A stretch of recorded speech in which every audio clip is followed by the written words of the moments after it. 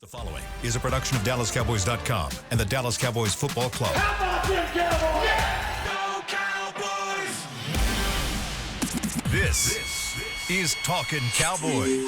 Streaming live from the Dallas Cowboys World Headquarters at the Star in Frisco. C.D. Lamb, touchdown. Parsons has sacked it. Prescott keeps it, and he bangs it in for the touchdown. And now your hosts, Isaiah Stanback, Patrik Walker, Josh Rodriguez, and Kyle Youmans.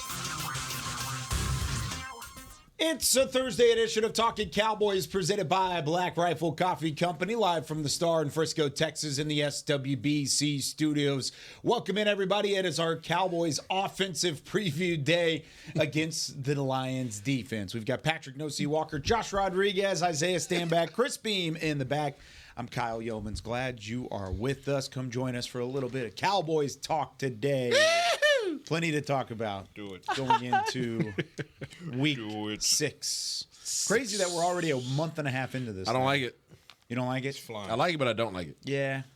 It's flying I like by. that we're in it, but then it just means that we're getting closer to the end. Yeah. We're in the thick of it. I mean, who knows? Who knows? To the thick of it.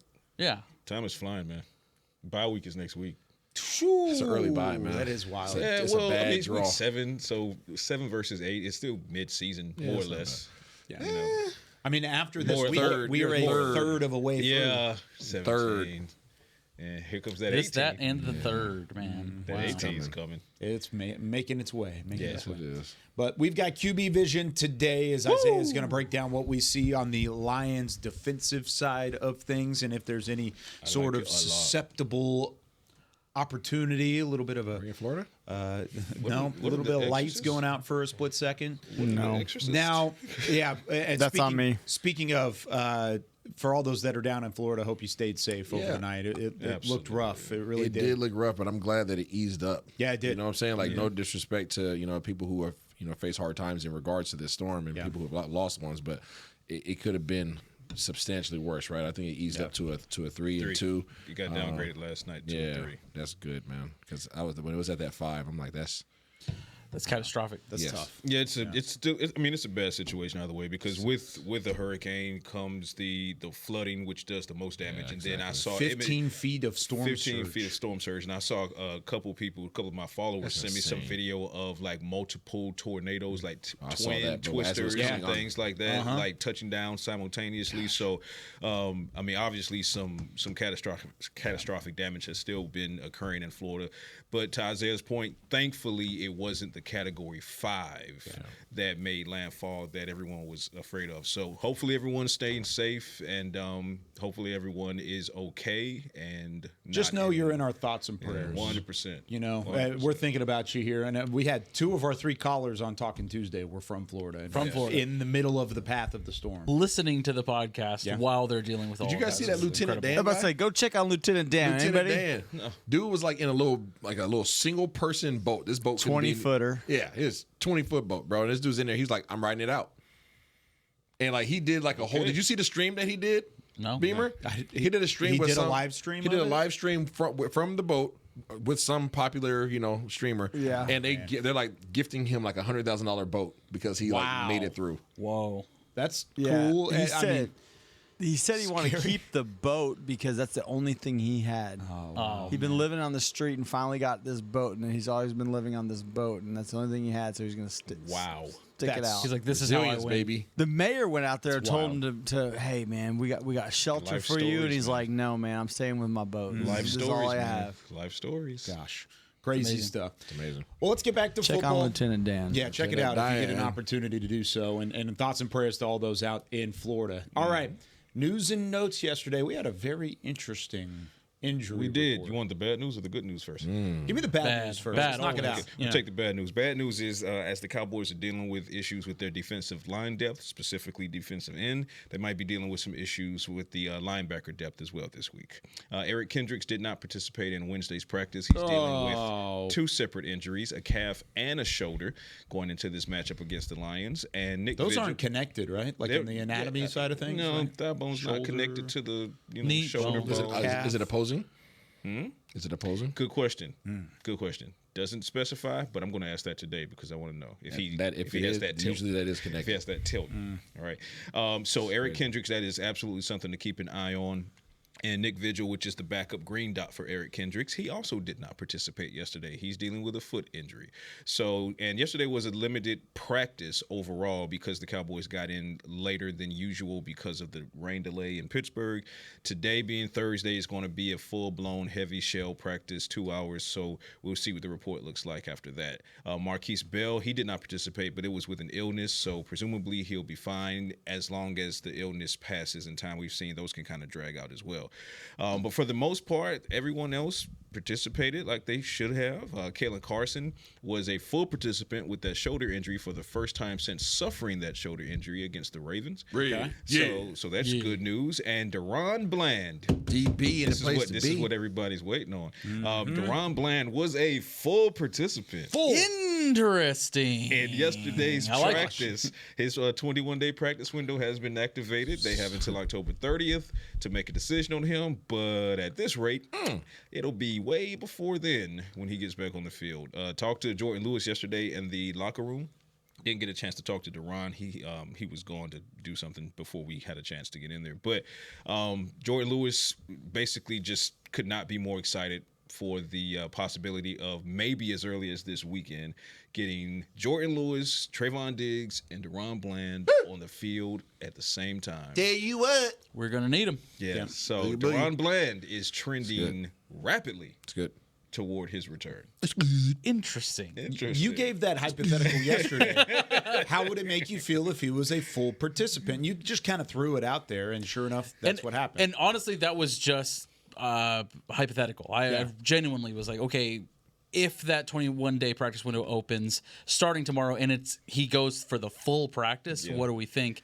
To me, that it indicates, obviously, it trends towards you're going to see him on the field in Arlington on Sunday, which is very exciting. Jordan Lewis said that he, being Deron Bland, almost had an interception in his first team practice back. So just doing Deron Bland things. Just doing Deron Bland things.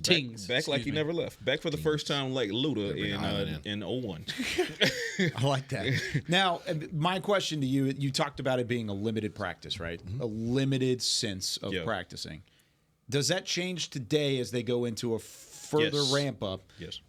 If that's the case, do you expect a limited tag on a lot of these guys that were full participants? Because it was limited, like, hey, let's put you out there. We're not doing a whole lot. We're going to categorize you as full. So if there's a step back today from guys like Bland and guys like Diggs and guys like Carson, is that something to worry about? That's an excellent point. I wouldn't expect that a guy like Trayvon Diggs would be downgraded from full to limited. I could see mostly Carson. And Bland. I could see a guy like Kalen Carson being downgraded to limited because of the added workload from Wednesday's practice to a full-blown Thursday's practice. And then speaking with Kalen yesterday, he said in the locker room, he said he is feeling better, but he's working to get his full range of motion back. So to that point, there is a likelihood that Kalen Carson will be limited today, but don't view that as a setback. Got it. For all intents and purposes. Just view it as a ramping up of the workload versus if he's staying on this same even keel as yesterday, technically, contextually, like Kyle is saying, it makes him limited today, whereas it made him full yesterday. So, do you think they're considering the optics of that, though? If they do end up being limited at the end of the day today, are they thinking outwardly looking in, if they're limited and they were full yesterday, does that mean like, okay, they brought it back too soon? What are we doing? Like, do you think they consider the optics, or are they just dealing with it as is? I don't think they care about the optics. If anything, they may use the optics to their advantage. Gamesmanship, maybe. Because Detroit gets the same injury report that we do. And we get the same injury report that the Lions send out. So if you're the Lions, you're looking like, wow, Deron Bland back full participant. Oh, never mind, he was limited. Maybe they were just doing some small stuff. So if anything, I think gamesmanship gives an opportunity there. And interesting. We'll see. Yeah, but I can promise you that the medical staff doesn't care about optics. They care if the player is cleared, ready, or transitioning. Yeah. And then work with the coaching staff and what are their reps. And that's how it goes. Fair enough. How big of a win is that for the defense if Deron Bland is back out there? Even for limited snaps, we talked about 15 snaps, 20 snaps, however it may be going into the weekend. It's huge. I mean, you have your starting lineup out there in terms of your defensive backs. And that's Which major. never happens. Yeah, it hasn't happened here much. at all. Actually, we've been waiting on Bland and Diggs to play together, and then when those guys are not together, then J. Lou is down and J. Lou's down. So we need the trifecta. So we're finally gonna get the trifecta, but you still won't have the full gravity of what this defense is capable of because the pressures probably won't be there to help those guys in their coverage. Of course, is how many pick sixes can we get on 15 snaps? You know what I mean? Yeah, you can get 15. 15? Okay, yeah. 15. Let's go for that. Let's shoot for the sky. That sounds like a good idea. Now, you brought up the point there. They've always had Micah Parsons in front of them as a trio, anyways, in the small snaps or even limited snaps that they've had together. They've always had Micah Parsons or DeMarcus Lawrence in front of them. They do not have those guys. Nope. Going into the week, and there's no update on Micah, right? Like he didn't practice yesterday. He's not. You're still missing your top 4 defense. Yeah, he's not looking good for the top four. Marshawn, 6 if you go back to last those year. 2 previous guys, and then the 2 guys from last year too. Well, then it's 6. It's rough. Yeah, yeah, it's rough. Yeah. So, and do now you you think have that some affects injured them linebackers. significantly? Do you think Yes. that Yes. they won't play as well as a unit and it may not look as clean from their standpoint? Quarterback has more time. Receivers have more time to get open. It will have a negative impact, most likely, on your defensive back's ability to cover. So, what should the expectation be? For them to get their feet underneath them. I mean, J. Lou's playing well. Baptism Diggs by has fire. been pretty quiet. I haven't paid much attention to Diggs. Obviously, we usually talk about him in regards to clamp down corner. I need to go back and watch more film on him and see exactly how he's doing. But Teams have been throwing away from Diggs. I mean, yeah, Other than it's him probably a good other than idea. him They going run at him. Yeah, and they will run at him. And they don't throw at him. Other than throw him away going from him. for a bit of a ride on that one tackle against the Steelers, he's been playing well. So yeah, I mean, so Diggs and J. Lou are doing their things. So now you just want to get Bland, and you know what Bland's capable of. But let's have some low expectations for somebody coming off of a foot injury, right? Like let's get him in there and let's see what he looks like, and hopefully he's what we remember him being. And if that's the case, and you have a solid 3 out there that can play against the solid core of receivers that you're about to face, and then you need your safeties to be able to obviously help over the top. And hopefully that leads to coverage sacks, coverage pressure, right? Yes, absolutely. Yeah. So from that standpoint, yes, you're not.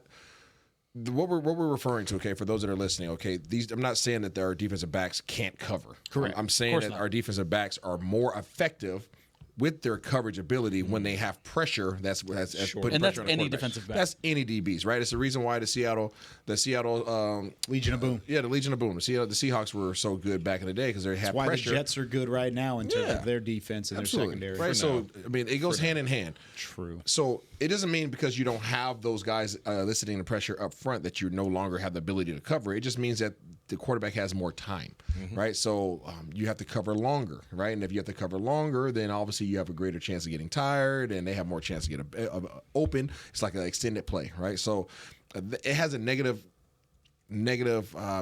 correlation in that regard, but these guys can still cover. So I'm looking forward to seeing those 3 together because this receiving core is solid. I mean, we talked about it yesterday. We talked about Jameson Williams. We talked about Amon-Ra St. Brown. They got some dudes, right? So Tim Patrick, that's a solid 3 receivers. You need solid 3 defensive backs, and then you need some safeties that can come down there and take care of those tight ends, and we have that. So it's gonna be fun to see that unit. Looking forward to seeing what happens at the linebacker side of thing. Damone Clark, he's obviously just been a special teams player up to this part of the year. I'm looking forward to him possibly having an opportunity to get in there and prove. More than that this week. Yeah, I mean, you talk about somebody who's had their opportunity, who thought they were going to be a more intricate part of this defense, and that rug pull kind of happened to them when these new faces showed up in the locker room. Injuries usually provide opportunities. So if Kendricks is unable to go, you're going to see a lot of 18 in there, and I'm pretty sure when you have that one opportunity, you don't want to miss it. Yeah. So you only got one shot. That is one thing that we've been seeing with the Cowboys. You see that? Yeah, it's one. Yeah, bars. That's one thing we've been seeing with the Cowboys is that guys are taking advantage of the opportunities that they otherwise may not have without injury. I mean, look at what Jalen Tolbert did. Look at what Chauncey Golston, Tyrus Wheat, Bass. Carl Lawson, T.J. Bass last week. Like limited opportunities, like really taking Amani Oruwariye. huge. Ayo. Oruwariye, absolutely. That needs to be talked about more. I can't pronounce his name, so I'm going to call him Oruwariye. Oruwariye. Not even A-O, right? Oruwariye. Cool. Ayo. Hey, yo. Okay, so Adrian. understand give respect to we've already done it a few times this week in terms of the front office, right? And Will McClay and that whole scouting department, the job they do of going and getting guys. When they pulled him on the roster, nobody knew who the heck he was. Call it what it is, right? There's no disrespect to him. I didn't know I didn't know his body of work. I don't know him, right? That's why we had to work to pronounce correct. his last name. Yeah, and I'm still right, but we'll get there. I'm gonna take the Nate Newton approach. Okay, just gonna give initials. But the fact that he showed up, and, you know, Booth is still to me right now, but AO showed up in a major way, and having a contributor like that you know can come in when called upon, when they didn't have a body of work within your training camp. They weren't at training camp, they weren't at OTAs, none of that stuff, and they show up and start making plays for you when your depth chart is down. Now you look at you have 4 guys. Yeah. The team want to go 4 wides. Guess what? We got a 4th guy that we trust. You know, so like, and that was somebody that's a you ever had a contribution that you just didn't expect?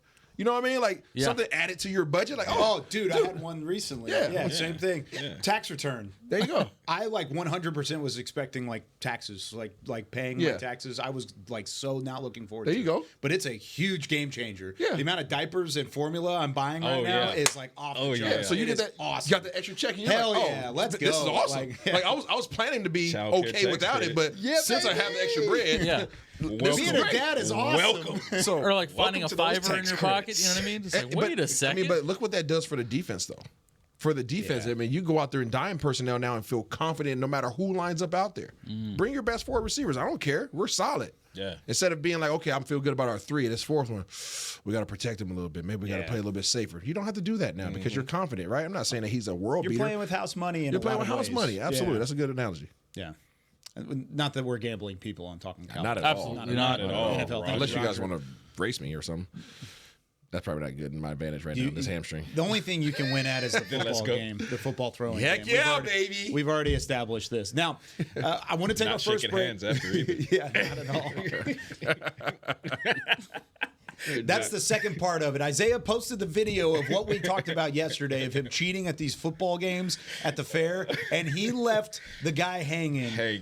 Like Tom Brady on the sideline, baby. Just go to my IG because I'm really not on X too much. Go to I am Stanback, and y'all tell me. I have a poll on there, okay? Y'all go ahead and comment and tell me if I did do wrong or not. I'm shocked. I voted yes, of course. You voted. I know you did. Your gift was hilarious, by the way. That's part of it. But that's the thing is during the break. It said yes, 13%, and no 87%. What are you guys talking about? Are you guys going to vote right now? Accounts. Are you guys going to vote right now? Yes, literally, because we're about to go on the break. Y'all go hit me up on IG. I am Stanback. I will respond back to you guys. We're coming back from break. All right, we'll be right back after this with more Talking Cowboys. If you're looking for fresh American roasted coffee that gives back, you need to head to your local grocery store and pick up a bag of Black Rifle coffee. That's right, America's coffee is now available in the coffee aisle of a grocery store near you. Black Rifle Coffee Company is veteran-founded with a mission to give back to those brave men and women who have served our nation. Every bag, box, or can you purchase helps support that mission. Head to your local grocery store and roast yourself some Black Rifle coffee today. Todd thought it would be secure to jog in the cheetah savanna. Todd believed the big cat repellent he bought online was reliable. And now, Todd is trying to be faster than this cheetah that can run 80 miles per hour. But the good news is, Todd has AT&T 5G that is fast, reliable, and secure. And he learned the best thing to do is stop running and toss her the backpack with the beef stew. AT&T 5G. Fast, reliable, secure. 5G requires compatible plan and device. 5G may not be available in your area. See att.com/5G for you for details. It's the official men's skincare brand of the Dallas Cowboys, Jack Black. And right now, Cowboys fans can get 15% off their $75 order. Plus, because every deal needs a playmaker, your order will include a free 5-piece skincare set and free shipping. The Jack Black Playmaker is 4 of Jack's favorites and a full-sized intense therapy lip balm. Make a play for the Playmaker at getjackblack.com/Cowboys with the code CowboysVIP. That's getjackblack.com/Cowboys with the code CowboysVIP. If you shout, "How about them Cowboys?" you have that undeniable passion that's the heart of Cowboys Nation. And if you like to drink Dr. Pepper, you love the unique blend of its 23 flavors. Together, your one-of-a-kind fandom paired with the one-of-a-kind taste of a delicious ice-cold Dr. Pepper is the game day lineup that can't be beat. Better yet, gather your Cowboys and Dr. Pepper fan friends to watch the next game and crack open a delicious ice-cold Dr. Pepper for everyone. The wins will be even tastier. It's a pepper thing. Back to Talkin Cowboys. Back here on Talking Cowboys, welcome back into the show. This portion of the show is brought to you by Quaker Oats, the official oatmeal sponsor of the Dallas Cowboys. Quaker Oats, trusted since 1877. I wish people could hear the breaks. No, I you don't. do not No, you wish do not. that at all. I do. Like, we need to do like a Patreon, like unadulterated. extra bonus features of Talking Cowboys. You know what I mean? Unrated. Like, Yeah. Talking Cowboys It is unrated. heat. You understand? Unadulterated. And we actually don't talk Cowboys at all. No, It's just called Talking. It's just talking. With the apostrophe, it's like an X or something, I don't know, or asterisk up there. Like, that'd be a good one. Oh, yeah. I like All right. Well, of course, today is our Cowboys offense versus the Detroit Lions defensive preview. This is a Lions defense that has given up some points and some passing yards, Isaiah, and I want you to outline how the Cowboys can dice apart the Detroit defense in some. Wait for it. Wide 80. Wide 80. It's time for QB Vision with Isaiah Stanback. It's good form, guys. Thanks. It's good. Let's do this. Hi, guys. You got to get That was those panic. pants in. You got to get those pants in. Get your pads more level. We got a block right You're there. too wide. You're too wide. QB Vision. outside. You're I too thought it looked good. too wide. What's up, fellas? Y'all good? We're good. Good, man. Let's talk about it. Not much to talk I want about. the Cowboys to look like you at the fair. Just dicing. Just dicing. Well, there's And a, not shaking hands after. there's a high probability of that happening because these guys are not very good. What? Whoa. In terms of the defensive backs. Whoa. Exactly. Sorry, call it what I There what I we see. Yeah, Calls yeah, him like yeah. he sees him. There we go. I'm sorry. I mean, I'm just calling it how I see it. Facts are facts. Yeah, I'm unimpressed by this. My ex-teammate, you know what I'm saying? Aaron Glenn's led defense. AG. Yeah, AG. You're a great dude. Not sure what's going on with their defense right now, but again, to the point of their defensive backs, let's start back there. Unimpressed there. These guys, they're physical, they're feisty, they embody the personality not only of AG, but they embody Dan Campbell, obviously. So they're fighters, right? They're scrappy. They're gonna get up in your face a little bit, but they're gonna hold, and they're gonna be talking, and they're gonna be undisciplined, and they're gonna want to be heroes. We talk about playing hero ball. They do that often. If they have a responsibility a zone that they're responsible for, they say screw that. Right? I'm in the middle of an argument with this dude. We're beefing, so I'm locking him up wherever he goes. And by doing that, playing that hero ball, playing selfish ball, they leave their teammates out to dry. So there are a lot of opportunities within their defensive scheme. They mix up their coverages. They're not a primary one or primary two. I mean, stats might say differently, but as I watched the film, it is really based upon what personnel you're coming out in. So for like Dallas likes to be in 11 personnel. They want to be single high. These guys run the cover 3. They'll run man. In their man coverage, their communication is trash. Like Pepe Le Pew, if you guys want to go back and look at the Seattle game, Seattle ran a lot of Brother, this guy stinks. Seattle ran a lot of crossing routes because of the fact that Detroit was trying to play man-to-man defense on them. Seattle obviously has a plethora of receivers, so they were pretty much like catch me if you can type of deal. They want to play aggressive. Their defensive backs want to undercut. They want to go out there and get the interception. So being that that's the case, double moves are right there for the taking. You can get these guys on slug goes, hitch and goes, over and ups, post corners. You can get them on anything that's going to get these guys going in one direction. No dance moves. And then take it to the corner. One direction. Take it to the bridge. Yeah, take it to the bridge. I caught that one direction. So, yeah, so their DBs can be exposed. Their secondary can definitely be exposed. The seams, especially when these guys are playing. Is Dak good at the seam throw? Dak's very good at the seams. So there's going to be a lot of opportunities for splash. Does he have plays. a wide receiver or a tight end maybe? Yeah, Got it's it running down the. He always throws a perfect seam too. And in CD, I think this is a game where CD can really go off in the slot.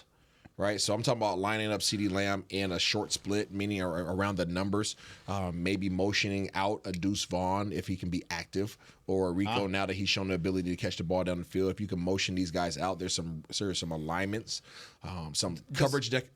Just real quick off of that, does it worry you the fact that Deuce Vaughn was not active last week? It does worry. I don't like it. Yeah. I don't like it. Now, they were able to be effective on the ground, a lot of that because of Rico Dowdle and what he was able to do. For sure. And Rico proved that he can catch the ball, right? Yeah. I like Rico. I like Deuce, though. I like what Deuce provides in terms of a change of pace. So I would like to see him be utilized more because I think it gives this offense more versatility. Okay. I think this is a game where he can be highlighted because I think he could create a matchup nightmare for their overly aggressive linebackers if they do want to match up. Interesting. Their second-level linebackers are very aggressive, very fast. They want to come hit you in the mouth. This is a physical team, no doubt about it. 46, Jack Campbell, solid. Alex Anzalone, I like him a lot. He's number 34. He is a wild man. He's the dude with the hair hanging out his helmet. You've always liked him. I've always liked him. Yeah, He's a very Campbell-esque. I like player, him right? like Dan Van Campbell-esque. Ginkel. He reminds me of like the Van Ginkel cat who now plays for Minnesota. I like those guys. Remind me of each other. Just balls to the wall, just nonstop. They're not going to stop. They're relentless in their pursuit. They're High motor. Yeah, high motor guys, right? They don't turn it off. So that's how their whole defense plays, but their secondary is just not disciplined. So take advantage of that. CD can go off. Like I said, get him in the slot to take advantage of those seams in cover 2 and in cover 3. They're underneath coverage guys. They play deep. So they'll give more than they're supposed to. So imagine if you're a linebacker and you're supposed to be playing anywhere from 5 to 7 yards depth. These guys will sink about 13 to 14 yards deep to try to get underneath your deeper receivers. Well, what does that allow for? Well, if you're strategic enough and you're disciplined enough, you'll take the easy pass underneath and let your guys go get some yards after the catch. Get the yak. So they want to protect because I think they know that these guys are undisciplined. So they ask their underneath guys to say, "Hey, go back there and help these guys out a little bit because they're wild men." But it opens things up for your running backs to be able to catch the ball at the backfield. So that's what I'm talking about, Deuce and things of that nature. Little dunk downs. Jake can get some things underneath 5-7 yards, easy high precision passes, and then use your legs and your abilities to get some extra yardage. So that's the third level. Obviously, the DBs, the linebackers. I said they'll run and hit. They will run and hit. Extra point on your defensive backs here too. They're without Melifonwu, who was one of the better safeties in football over the last couple of years. Then you've got Brian Branch, who's kind of that two-way guy who can play safety and corner. Mm-hmm. He was inactive last week. He's on the injury report again this week, so something to keep an eye out in terms of their depth at the safety spot because now they're rolling out Carlton Davis on the outside and Terrion Arnold. Both are decent players in their own right, but like you said, the communication just isn't there. Communication's trash. And like I said, they play immature. Terrion Arnold especially, he plays immature. He talks a lot, grabs a lot of penalties. I mean, he probably had 5 PIs on DK He's Metcalf. a rookie. Yeah. He's 4 games in. First round pick, though. Yeah, well, he's learning. And so is our first round pick, oddly enough. But the thing is, oddly enough, as big as there's a lot of plays that have been left on the table against them, people just have not connected. And I think because those guys are so feisty, the ball kind of has to be on the money, which Dak has been very accurate this year. So there's so many opportunities for those one-on-one matchups there. But they buckle down. They've only given up 4 passing touchdowns. Yeah. So as much as I'm saying that you can get splash plays against them, you still got to score because they've only given up 4 touchdowns. They have 4 interceptions because they're rolling the dice on their guys. So how important is it? Because Kenneth Walker torched them. Yes, he did. In Detroit. Yes, he did. Even though you had Jared Goff in the offense dicing it up, going 18 for 18 on that side of things, the way that Kenneth Walker was able to have success, and it wasn't the passing game from Geno Smith and the Seahawks. How important is this game for Rico? More important than what he had to do in Pittsburgh or less? I think it's about the same. I think it's about the same. I think in terms of running the ball, if you can have an effective running game against these guys, their D-line is not world beaters. They don't get home in terms of passing, so you don't have to worry about Dak necessarily being under pressure, even though we talked about Dak throwing the ball better under pressure substantially. They're one of the worst in the league in terms of pressures, but they have the leading sacker in the game in Aiden Hutchinson. And that most of that came from one game where he had 4 sacks. He has 6.5 on the season right now, but he's not doing it necessarily great right now either. So I'm not concerned about the pressure, but I think this is a team. As much as we talk about their attitude and their grit, I think you can run the ball against them. I truly think you can run the ball against these guys. You just have to be determined enough to take it to them and go head up with them and just say, "Hey, it's me and you squared up. Let's go Oklahoma drill," and just run them over. If you could take that from them, you could take their will from them. Yeah, you could take their will, and that's going to be a blow not only to their defense but to their entire team because that's the identity of their team. They want to run, they want to hit, right? Their guys want to play downhill, and because of that, play action is so sweet. Yeah. If you can get these guys coming downhill.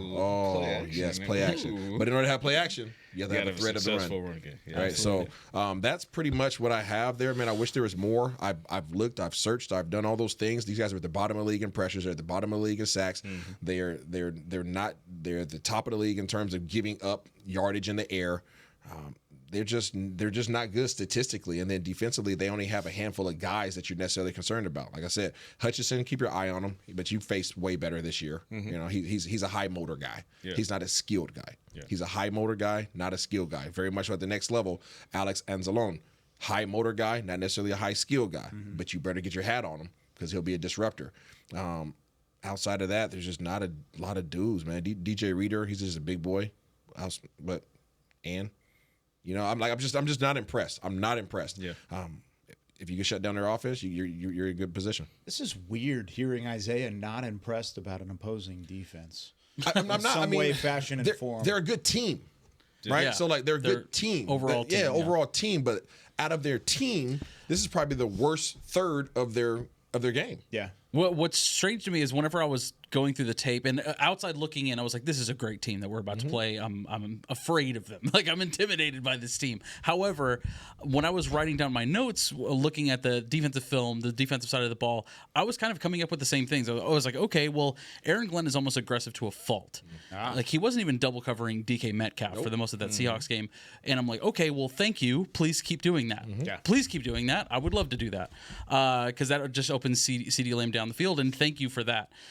They play a lot of man coverage, and I think you can scheme them to death with the right offensive play calls, but they have to be creative.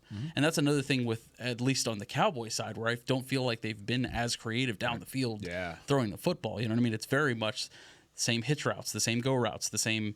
I think if you're able to do more crossers and play off of, because they're doing a lot of off ball, or what is it, off man? Yep. Two guys get caught in the wash. Exactly. If you're able to run crossers, I think that's where you find the juice. Oh, you right? mean almost like the one that got Jalen Tolbert the go-ahead touchdown. Almost the like to that. create traffic. Exactly. Absolutely. That. Exactly. that. Seattle ran about 6 of them in the game. You go back and watch Seattle film. Seattle ran a ton of them. Geno Smith missed a lot of throws in that game. That is he true. missed a lot of throws. And you talk about DK, about 4 or 5 of those things were to DK for big plays. And DK, you can see him just throwing his hands up like, bruh. Couldn't get there. And talking about undisciplined Arnold, for one, whenever he was covering DK, like he was, it was strange. So he had his back turned to the sideline where he was just leaving DK open. He was mainly looking downfield and back to the quarterback, obviously, but to the center of the field. Jump it. Exactly. When it's like, this is DK Metcalf, man. He could play the sideline all day long. And guess who can also play the sideline all day long? CD Lamb. So to me, they won't be able to beat you with speed at all. You want to get Kevontae Turpin involved early and often, like we talked about, giving him that confidence in getting him the ball early enough, and being creative with his routes as well, and giving him those crossers too, because you'd think they would change their ways a little bit and maybe double cover CD, but I don't think Aaron Glenn's going to do it. He likes his guys. And he's only blitzing. To your point, you talk about how aggressive he is. He's talking about aggressive in terms of his defensive backs' techniques, because they're only blitzing 29%, right? They're not blitzing. They don't blitz a lot. We're talking about techniques, right? These guys trust in their defensive backs' coverage ability, right? So they have no problem leaving these guys man to man. So you got to win. Yeah. You got to win. And they will come up and two-hand punch you in the mouth at the line of scrimmage and say, get off the ball. So CD's going to have to be on top of his cues. One thing that I want to highlight that I think is going to be very important to this game that we haven't had to worry about too much yet is ball security. I really want to stress ball security this week, because this is a physical team that flies and hits you at full speed. And you're not just talking they're not about great Jalen tacklers. Tolbert. No, I'm not just talking about Jalen Tolbert. And they're not great tacklers. they're not great tacklers. These guys will run and they'll hit you full speed, and they'll try to punch the ball out. There's an interesting point I want to make here, and it's based off of something you said 3 years ago about this Lions team. I'll tell you about it when we come back right after the break here on Talkin Cowboys. Todd thought it would be secure to jog in the cheetah savanna. Todd believed the big cat repellent he bought online was reliable. And now, Todd is trying to be faster than this cheetah that can run 80 miles per hour.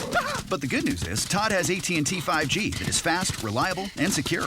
And he learned the best thing to do is stop running and toss her the backpack with the beef stew. AT&T 5G. Fast, reliable, secure. 5G requires compatible plan and device. 5G may not be available in your area. See att.com/5G for you for details. They say champions are remembered, but legends are never forgotten. United Ag and Turf offers a winning lineup of John Deere equipment built to tackle any challenge on and off the field. Legendary John Deere tractors, combines, residential mowers, commercial mowers, compact construction equipment, Gator utility vehicles, and a full line of golf and sports turf equipment. United Ag and Turf, the official Ag and Turf equipment supplier of the Dallas Cowboys. Visit UnitedAgAndTurf.com to find a location near you. Hey y'all, Matt Pittman of Meat Church here. With football season kicking off, I'm already gearing up to bring the smoker back to AT&T Stadium for some epic tailgates. But with that Texas heat, it's crucial to keep my beer hand cramping cold. That's where Yeti's insulated Colster can cooler comes in clutch. This year, you can even get them with the iconic star engraved on the side. Licensed Yeti Cowboys gear is now available at Stadium Pro Shops, concessions, and on Yeti.com. Check it out today. Yeti, official cooler and drinkware of the Dallas Cowboys. And we're going to overtime. Erica, how much have I spent on concessions? For questions about their money, Dallas Cowboys fans can turn to Erica, the virtual financial assistant in the Bank of America mobile banking app. Learn more at bankofamerica.com/Erica by your side. Bank of America, official bank of the Dallas Cowboys. Erica responses may vary. Digital tools featured require downloading the mobile banking app and may only be available on select mobile devices. Erica is a mobile feature only available in the English language. Your chat may be recorded and monitored for quality assurance. Message and data rates and additional terms may apply. Bank of America, N.A., member FDIC. Back to Talkin' Cowboys. Back here on Talking Cowboys, this segment of the show is brought to you by Invisalign, the official smile of the Dallas Cowboys. Back alongside Isaiah Stanback, Patrik Walker, Josh Rodriguez, Chris Beam in the back. I'm Kyle Youmans. Back in 2022, Isaiah, Dan Campbell and the Lions made their trip to AT&T Stadium. The Lions weren't very good. They were 1-5. They worked their way into AT&T, but there was something in QB vision. I don't even know if we called it that back then at that point. But it was something you saw in tape, and it was a willingness to be physical. It was a willingness to play downhill, and it was a culture of physicality that Dan Campbell had continued to grow. Now, we've seen them take steps. They started winning that year. Nearly made the playoffs, lost in the final week of the regular season. Or actually, they won in the final week against Green Bay, but didn't end up getting in because of some of the other outside factors. Then last year, they did what they did, making their way all the way to the NFC title game. This time around, what has been the key for that physicality growing and building that culture all the way through? And are they as physical or less physical than they were last year when the Cowboys saw? I think they're less physical. Interesting. Yeah, I don't think they're as physical as they once were. I think they're playing faster, but they're playing more reckless. They're playing faster, but more reckless, and they're not. This is not as disciplined. And I hate to say that because my ex-teammates, his unit, but this is a defense that used to be very confident in their ability to hit you and tackle you. Yeah. Now they just hit you.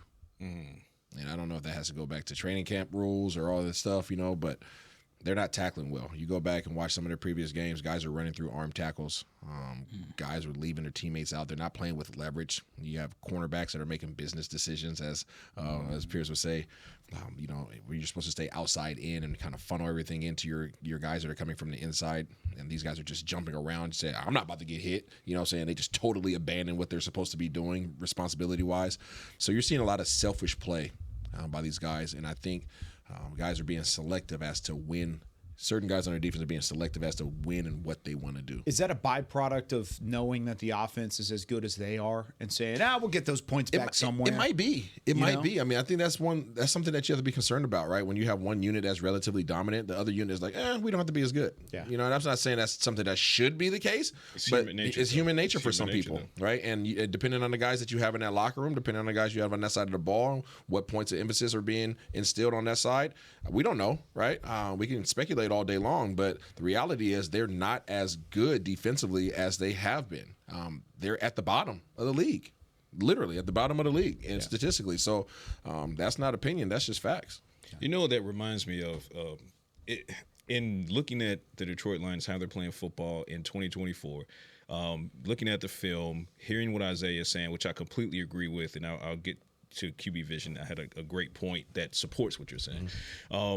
It feels like the Detroit Lions are currently what the high-powered Dallas Cowboys were at the turn of the decade. Okay. Right? When you have a quarterback operating at a high level, you have two running backs that complement each other so well that they're arguably the best RB duo in the league when you talk about Zeke and Tony, right? You had Amari Cooper, you had CeeDee Lamb, and Dalton Schultz was operating at a high level because Dak Prescott made him his most targeted receiver at the time, right? You have Sam Laporta. So you have the tight end that's highly effective. You have the two dominant wide receivers. You have two dominant guys back there, and you have an offensive line that can block you up, right? An uber aggressive offensive coordinator, right? Like all of these things. But what you didn't have was a secondary that scared the lights out of anyone, right? You had a shaky secondary, but you kind of got away with it because you had an offense that would just light up the scoreboard at every turn. So to your question and to your answer, I agree.